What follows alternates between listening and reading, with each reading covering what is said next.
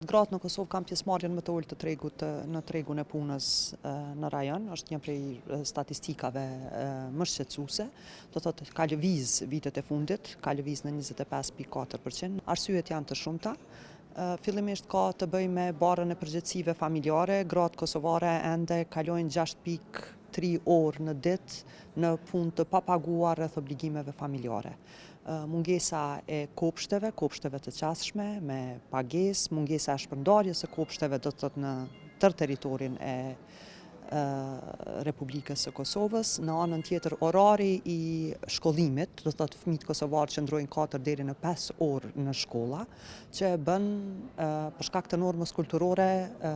dërgimin në shkollë dhe marrjen nga shkolla mbetet barë e nanës, mbetet barë e grave për shkak të normave kulturore. Kështu që gratë mes asaj se atë punojnë apo të përkujdesen për fëmijët, zgjedhin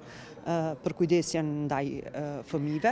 Në anën tjetër vazhdon të mbetet shumë shqetësues fakti i transportit publik, do të thotë lëvizja nga zonat rurale në zonat urbane shumë e zorshme për gratë të cilat jetojnë në zonat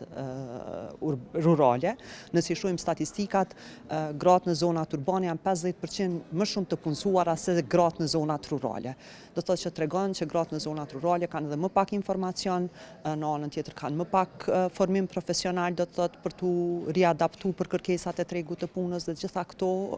janë problematika që pengojnë, do të thotë, një përfaqësim më të denjë të grave në tregun e punës. Është fakt për të vlerësuar shumë se Qeveria e Republikës së Kosovës në 4 vitet e fundit ka ndërmarrë masa të targetuara, do të thotë fillimisht me masën superpuna për përfshirjen e të rejave dhe të rinjve moshës 18 deri 29 vjet, ku mbi 51% të përfituesve të masës superpuna kanë qenë vajza dhe gra.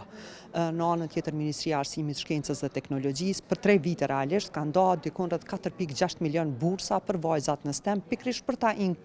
inkuraju pjesëmarrjen e grave dhe vajzave në tregun e punës në sektor të cilët kanë kapacitete më të mëdha, do të thotë të punësimit, siç është teknologjia e informimit, të diku janë mbi 50 milion euro të disbursuara nga Qeveria e Republikës së Kosovës që kanë shku për formalizimin e punës së grave dhe burrave, sepse dimë që një pjesë e madhe e vajzave dhe djemve, grave dhe burrave kanë punu në sektorin jo formal, dhe kjo masë ka shërbyer, do të thotë që ti lëviz prej sektorit jo formal në sektor formal ku ka kontrata më afatgjate dhe sigurime të mëdha në punë. Unë i tregova, do të thotë, masat të cilat i ka ndërmarrë Qeveria e Republikës së Kosovës, në realitet është norma kulturore ajo e cila duhet të ndryshojë. Këto janë procese emancipuese, mbështetëse, ka shumë hapësirë për të punuar nga ana e institucioneve, fillimisht me amandamentimin e ligjit të punës, i cili duhet të amandamentohet duke pas parasysh vlerësimin e ndikimit gjinor dhe si mund t'i afektojë gratë dhe vajzat, po edhe duke përfshirë buxhetimin e përgjithshëm gjinor si një pjesë të procesit të vendimeve si të nivelit qendror, po ashtu edhe të nivelit lokal. Do të thotë është shumë e rëndësishme që niveli lokal të investojë shumë më tepër, do të thotë në kopshte, në transport publik të sigurt, në formalizim të atyre grave dhe vajzave që punojnë në sektori jo formal, po në anën tjetër edhe të rritet qasja e grave në fonde publike, sidomos në sektorin e bujqësisë dhe agrikulturës.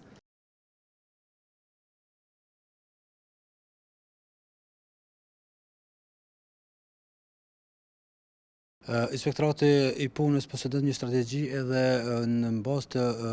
informatave. Inspektorati i punës edhe realizon inspektimet, edhe në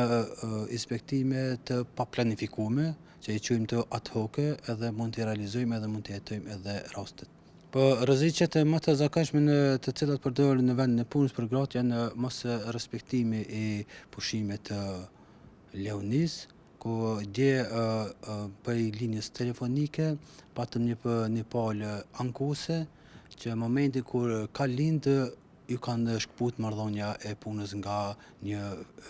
biznes dhe në mënyrë automatike kem dërgu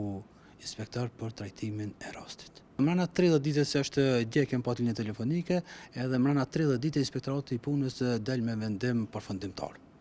Në këto raste inkurajojmë të gjitha gratë të cilat largohen nga vendi i punës në mënyrë pa drejtë, të informojnë inspektoratin e punës përmes emailit zyrtar, që të paraqesin ankesën dhe inspektorati i punës në mënyrë sa më të shpejtë realizon inspektimin edhe me të gjetrat e tyre, edhe shqipton masë administrative, edhe i urdhënon që bizneset të kthejnë vendin e punës punëtorën në fjalë. Pjesa më e madhe është mos trajtimit të barabartë. Pjesa më e madhe është të mos trajtimit të barabartë, edhe sa përket shkputjes të marrëdhënies punës për shkak të lindjes është vetëm një rast që kom pranuar përmi linjes telefonike dhe e kom inkuraju të bëj shkresën, edhe ai ka bërë shkresën, ne kem vazhdu me inspektim rreth 30 ditë dalim me raport përfundimtar të inspektimit.